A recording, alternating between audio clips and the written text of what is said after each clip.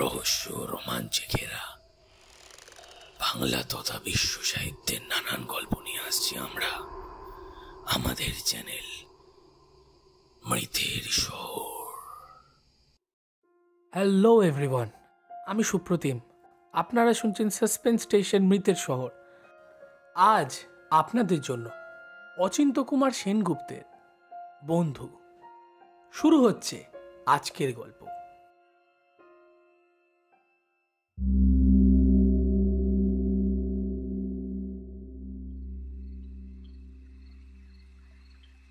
নিচে সদর দরজার কাছেই ছোট্ট একটা ঘরে বিনোদ শোয় এবং একাই শোয়। নিচটা একদম ফাঁকা, তবুও কিছুতেই বিনোদের ভয় নেই। সেদিন তাদের পাশের বাড়ির ছাদে যে একটা জলজ্যান্ত খুন হলো, এত হইচই, এত কান্নাকাটি, এবং তারই ঘরের পাশের গলি দিয়ে যে সেই রক্তাক্ত মৃতদেহটা মোটরে করে হাসপাতালে নিয়ে গেল, এতে করেও বিনোদের ঘুম ভাঙেনি। মা তাকে জাগাতে এলে বলেছিল, পায়ের দিকে জানলাটা খুলে দাও তো মা, যা গরম আজ। মা বললেন, না, তুই ওপরে চল, আমার কাছে শুবি। বিনোদ পাশ ফিরে বলল, কিসের ভয় তোমার? এত গোলমালে সেই খুনিটা তো আর ঘাপটি মেরে বসে থাকেনি। কখন দিব্যি সরে পড়েছে, সে আবার এখানে ফিরে আসবে নাকি? মা অবুঝের মতো বললেন, না, তুই ওপরে চল। তুই এই ঘরে একা থাকিস বলে আমার রাত্রে ঘুম হয় না। চেঁচালেও তো শুনতে পাবো না। চেঁচানি তোমাদের শুনতে দেবো না কি ভাবছো? যদি বেটা আসে টুটি টিপে দম বন্ধ করে দেবো না। কিন্তু যাকে মেরেছে সে যদি জানলা দিয়ে মুখ বাড়ায়?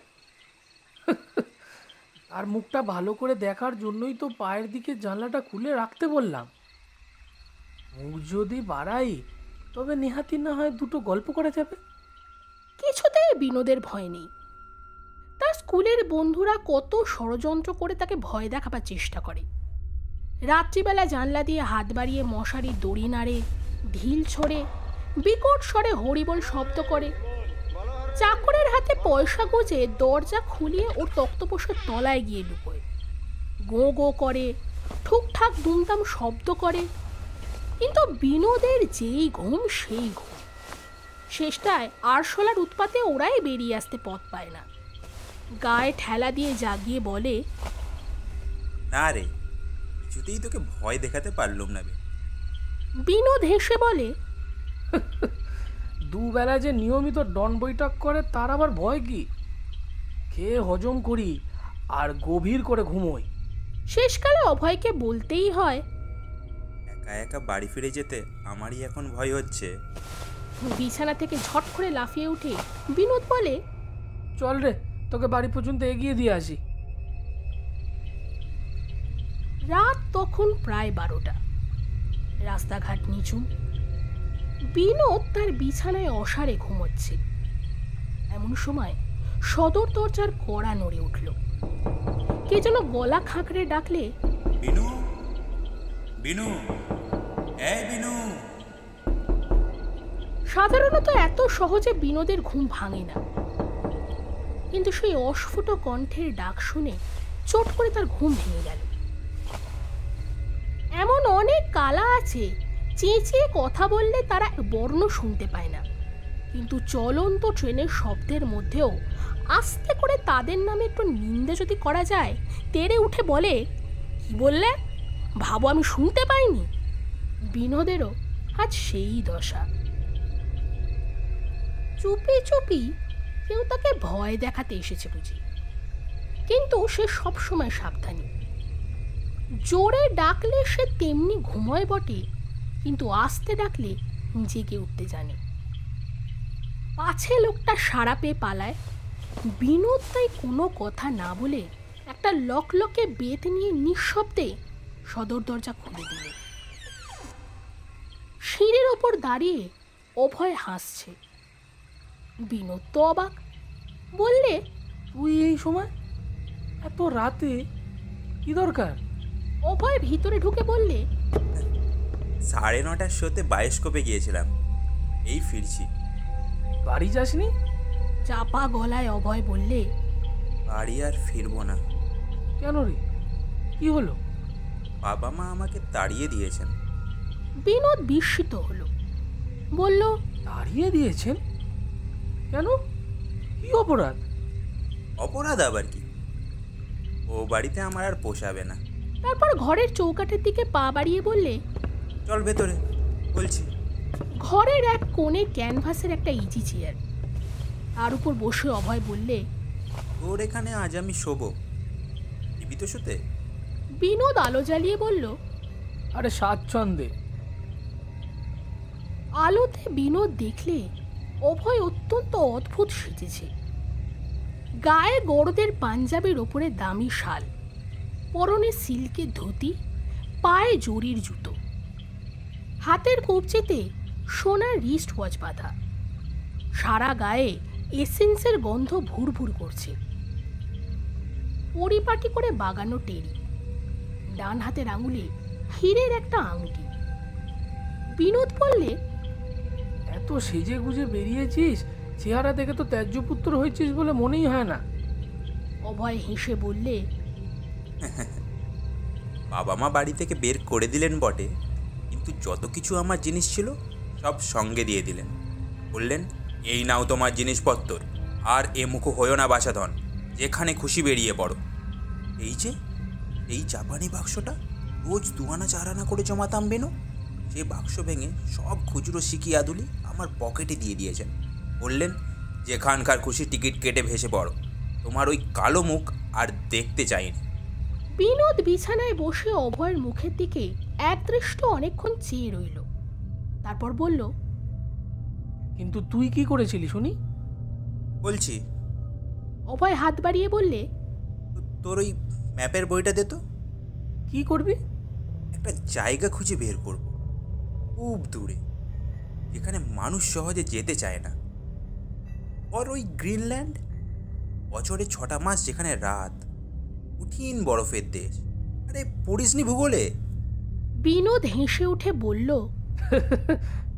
কিন্তু পকেটে মাত্র তো কয়েকটা টাকার খুচরো দেখতে পাচ্ছি, ওই নিয়ে গ্রিনল্যান্ডে যাবি? টেবিলের ওপর অ্যাটলাসটা পড়েছিল, সেটা হাত বাড়িয়ে তুলে নিয়ে অভয় পাতা উল্টাতে লাগলো, বলল, এমন জায়গায় যাব যেখানে যেতে ভাড়া লাগে না।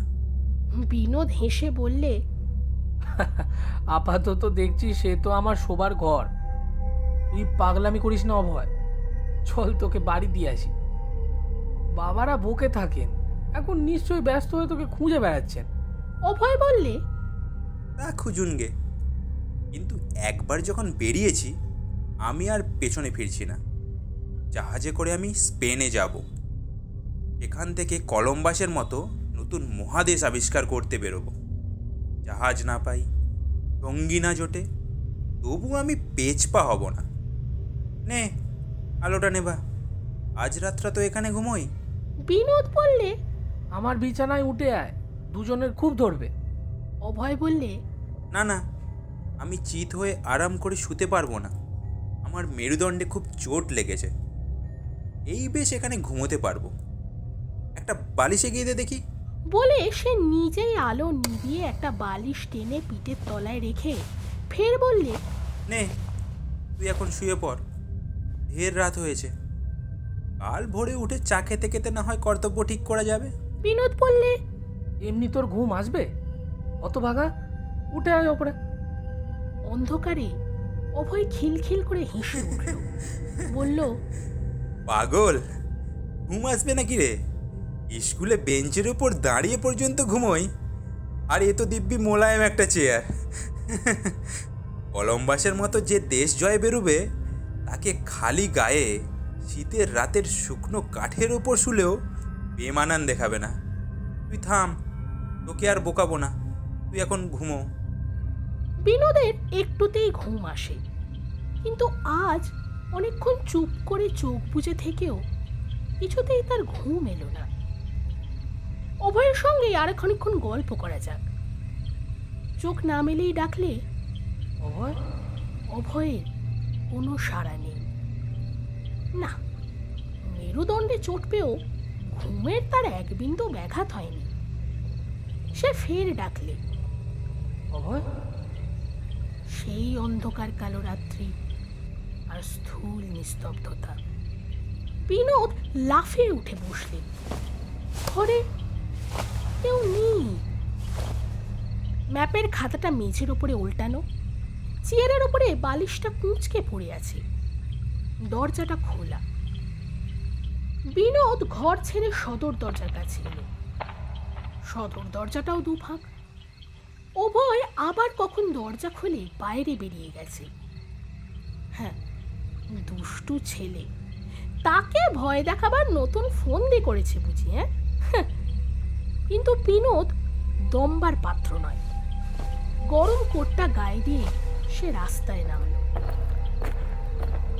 কোথাও একটাও জনপ্রাণী নেই। নিজের দ্রুত ও সশব্দ নিঃশ্বাস ছাড়া আর একটা সামান্য শব্দ সে কোথাও শুনতে পাচ্ছে না। আবার সে ডাকলে, অভয়? মুহূর্ত মধ্যে তার খুব কাছে খিলখিল করে কে যেন খুব জোরে হেসে উঠল এবং সে খণ্ড খণ্ড হাসির ঢেউ মিলিয়ে চোখের সামনে ভেসে উঠল অভয়। বিনোদ বললে, কোথায় গেছিলি? বাহ, এইখানেই তো তোর পাশে দাঁড়িয়েছিলাম। ঘরের মধ্যে ভীষণ গরম। অত গরমে কখনো ঘুম আসে? গরম কিরে পাগলা? এই কনকনে শীতের রাতে তোর গরম লাগছে? অভয় হেসে বললে, গরম বলে গরম, চারিদিকে দাউ দাউ করে আগুন জ্বলে উঠছে। দেখতে পারছি না। চল রাস্তায় একটু হাঁটি। বিনোদ ভাবলে মন্দ নয় প্রস্তাবটা। বেড়াতে বেড়াতে গল্পের ফাঁকে অভয়কে তাদের বাড়ির দরজার কাছে নিয়ে গিয়ে পূর্ণবাবুকে ডেকে তারই ছেলেকে তার হাতে ধরিয়ে দেবে। বিনোদ বললে, চল, কিন্তু সদর দরজাটা যে খোলা থাকবে। দাঁড়া, বজুয়াকে বলে আসি বন্ধ করে দিতে। আগে ডাকতে গেলেই আবার মা টের পেয়ে যাবে, বুঝলি? ভেজিয়ে আসি দরজাটা। খানিক বাতেই তো ফিরে আসছি, কি বল? অভয় বললে, তোর ভাবনা কি? তোকে তো আর বাপ মা তাড়িয়ে দেয়নি। আমার জন্যে না হয় দরজা বন্ধ হয়ে গেছে। দুই বন্ধু বড় রাস্তায় এসে পড়ল। কারোর মুখে কোনো কথা নেই। বিনোদ ভয় পেয়ে বললে, এবার ফের? অভয় হেসে বললে, কোথায়? এই তো বেশ যাচ্ছি। খানিক দূরে কয়েকজন লোককে এদিকে এগিয়ে আসতে দেখা গেল। একজনকে দেখে বিনোদের মনে হলো খানিকটা যেন পূর্ণবাবুর মতো দেখতে। লোকজন নিয়ে নিশ্চয়ই ছেলের খোঁজে বেরিয়েছে। অভয়কে এবার স্বচ্ছন্দে ধরিয়ে দেওয়া যাবে। গায়ের জোরে বিনোদের সঙ্গে সে কখনোই এঁটে উঠবে না। লোকগুলো না বেঁকে সামনে তাদের দিকে এগিয়ে আসছে দেখে বিনোদ ভরসা পেল। অভয়কে বুঝতে না দিয়েই বললে, হ্যাঁ রে, আরো একটু বেড়াই, আয়। অভয় বললে, কিন্তু খুব তাড়াতাড়ি। বাবাই এসে পড়লেন যে। তোর কাছে আমি সেই 7 আনা পয়সা ধার করেছিলাম না, সেই যে রেস্টুরেন্টে খাইয়েছিলি, এই নে চট করে। বলে সে পকেট হাতরে কতগুলো পয়সা বার করলে। বললে, শুনিনি শিগগির, বাবা, মেজদা, নকাকা, রামখুড়ো সব এসে পড়লেন যে। দেরি নয়, শিগগির তুলে নে পয়সাগুলো হাম্মক। বলে পয়সা ভরা হাত মেলে অভয় কাঁপতে লাগলো। এক্ষুনি সে যেন ঊর্ধ্বশ্বাসে ছুটে পালাবে। বিনোদ এর জন্য আগে থেকেই প্রস্তুত ছিল। গায়ের জোরে তাদের সঙ্গে তাদের স্কুলের ছাত্র তো দূরের কথা, মাস্টার মশাই পর্যন্ত পেরে ওঠেন না। সে তাড়াতাড়ি অভয়কে দুই হাতে শক্ত করে জাপটে ধরে বললে, কিন্তু তুই কোথায় যাবি? তোকে ধরিয়ে দেবো না আমি। কিন্তু কোথায় অভয়? বিনোদ দেখল সে দুহাত দিয়ে নিজেরই বুকটা জোরে চেপে ধরে নিজের সঙ্গেই অকারণ ধস্তাধস্তি করছে। অভয় কোথাও নেই। কখন টুপ করে সরে পড়েছে, নিশ্চয়ই পাশের গলি দিয়ে। এখনো ছুটলে তাকে ধরা যাবে। দেখতে দেখতে পূর্ণবাবু দলবল নিয়ে কাছে এসে পড়লেন। বিনোদ তখনও ফুটপাতে দাঁড়িয়ে ঠকঠক করে কাঁপছে। পূর্ণবাবুকে দেখে তার বুকে বল এলো। সে এগিয়ে গিয়ে বলল, আপনারা অভয়কে খুঁজতে বেরিয়েছেন তো?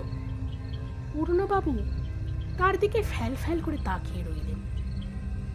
বিনোদ বললে, সে এই গলি দিয়েই পালিয়েছে, আসুন আমার সঙ্গে। খুব জোরে ছুটলে এখনো তাকে ধরতে পারবেন। আমি তাকে জাপটে ধরিয়ে রাখতে পারলাম না, খুব জুজুৎসুর প্যাঁচ শিখেছে। যা হোক, আপনারা কেউ ওই দিক দিয়ে ঘুরে যান, আমরা এদিক দিয়ে যাচ্ছি। ওইখানেই কোথাও লুকিয়ে আছে নিশ্চয়ই। পূর্ণবাবু হঠাৎ তাকে বুকে জড়িয়ে শিশুর মতো ভেউ ভেউ করে কেঁদে উঠলেন। বললেন, ওই আমার অভয়, ওই দেখ। বলে চারজনের কাঁধে উত্তোলিত একটি খাটিয়ার পানে ইঙ্গিত করলেন। বিনোদ কিছু বুঝতে পারলে না। খাটিয়ার উপরে লম্বা লম্বি কি একটা জিনিস, আগাগোড়া ঢাকা। আজ বিকেলে মোটরে চাপা পড়ে পাওয়া গেছে সে। বিনোদের সমস্ত গায়ে একটা ঝাঁকুনি উঠল যেন। সে বলল, মিথ্যে কথা। সে এতক্ষণ আমার সঙ্গে বসে গল্প করলে দুজনে বেড়াতে বেরোলো, কেন আমায় মিছিমিছি ভয় দেখাচ্ছেন? সে বলে আপনারা নাকি তাকে তাড়িয়ে দিয়েছেন। সে স্পেনে যাচ্ছে, সেখান থেকে জাহাজে করে আমেরিকা। কত কথা বললে, আমাকে পয়সা দিতে চাইলে, বড়দের পাঞ্জাবির ওপর মেরুনের শাল। আসুন না, আসুন আমার সঙ্গে গলিতে, আসুন। তাকে বার না করে দিত। পূর্ণবাবুরা এগোতে লাগলেন। বিনোদ তখনও হতভম্বের মতো দাঁড়িয়ে। ব্যাপারটা সে স্পষ্ট করে এখনো বুঝতে পারছে না। সে কি ঘুমিয়ে রয়েছে নাকি স্বপ্ন দেখছে? না, স্বপ্ন তো নয়। ওই তো রসা রোড, রাস্তার এক পারে ইলেকট্রিক ও অন্য পারে গ্যাস চলছে। লাঠি হাতে ওই একটা কনস্টেবল। ওই দূরে পূর্ণবাবুদের দল চলেছে শ্মশানে। পূর্ণবাবু হেঁকে বললেন, তুমি এবার বাড়ি যাও বিনু। বিনোদ তবু নড়ে না। ভয়ে সে জমে গেছে। আর কেবলই মনে হচ্ছে পূর্ণবাবুরা কালীঘাটের দিকে ঘুরে গেলেই পাশের গলি থেকে অভয় বেরিয়ে আসবে। অভয় আবার বেরিয়ে আসবে ভাবতেই বিনোদ হঠাৎ আর্তস্বরে চেঁচিয়ে উঠল, কিন্তু আবার তেমনি খিলখিল হাসি। একেবারে তার কাছে, রাস্তার উপরে। কিন্তু অভয় কোথাও নেই। একটা ট্যাক্সি চলে যাচ্ছে মাত্র। ট্যাক্সিটা বিনোদ দাঁড় করালো। বাড়ি থেকে অনেক দূরে সে চলে এসেছিল। এখন পায়ে হেঁটে কিছুতেই সে যেতে পারবে না। পেছন থেকে অভয় এসে নির্ঘাত তার সঙ্গ নেবে, তার কাঁধে হাত রেখে গল্প করতে চাইবে। 7 আনা সে ধরেছিল, এখনো সে বলেনি। ট্যাক্সি চেপে বিনোদ বললে, চালাও এলএনবি রোড। কিন্তু কিছু দূর যেতেই মনে হলো ট্যাক্সিটার আগে আগে অভয়ও ছুটে চলছে। কিছুতেই সে বিনোদকে ছেড়ে দেবে না। বিনোদ চেঁচিয়ে উঠল, খুব জোরে চালাও দাদা, খুব জোরে। সিক ড্রাইভার গাড়ি খুব জোরে ছুটিয়েছে। অভয় ট্যাক্সির সঙ্গে সমানে চলতে পারছে না। হাত তুলে স্পষ্ট সে বললে, আস্তে আস্তে। ট্যাক্সি থামলো না। তার গায়ের ওপর হুড়মুড় করে পড়ল। বেচারা অভয় তোলা পাখি চাকার তলায় চেপটে গেল। বিনোদ চোখ বন্ধ করে কর্কশ গলায় চিৎকার করে উঠল, গেল, বাঁধো শিগগিরি বলছি। ড্রাইভার কিছু বুঝতে না পেরে গাড়ি থামিয়ে বলল, ক্যা হুয়া? বিনোদ ঝুঁকে পড়ে গাড়ির তলাটা দেখতে লাগলো। কিন্তু আশ্চর্য, কোথাও এক বিন্দু রক্ত নেই। অভয় তাড়াতাড়ি উঠে এসে খিলখিল করে হেসে গায়ের ধুলো ঝাড়তে ঝাড়তে বললে, ভয় নেই, আমার কিছু হয়নি, খালি এই মেরুদণ্ডটা একটু চোট লেগেছে আর কি। খুব হাওয়া খেতে বেরিয়েছিল। যা হোক, আচ্ছা, গুড নাইট। এরপর আর তাকে দেখা গেল না।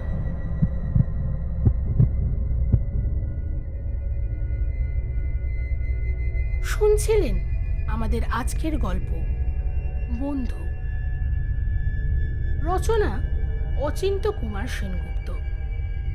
বিনোদ ও পূর্ণবাবুর ভূমিকায় সুপ্রতিম, অভয়ের ভূমিকায় সমীর, বিনোদের মায়ের ভূমিকায় প্রতিমা।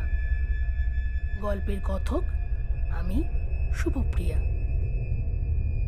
আমাদের উপস্থাপনা যদি আপনাদের ভালো লেগে থাকেন তাহলে প্লিজ আমাদের চ্যানেলটিকে সাবস্ক্রাইব করুন। আমাদের ফলো করতে পারেন আমাদের ফেসবুক ও ইনস্টাগ্রামের পেজে সাসপেন্স স্টেশন মৃতের শহর এই নামে। দেখা হচ্ছে খুব তাড়াতাড়ি আরেকটি নতুন রোমাঞ্চকর পর্ব নিয়ে। সঙ্গে থাকুন।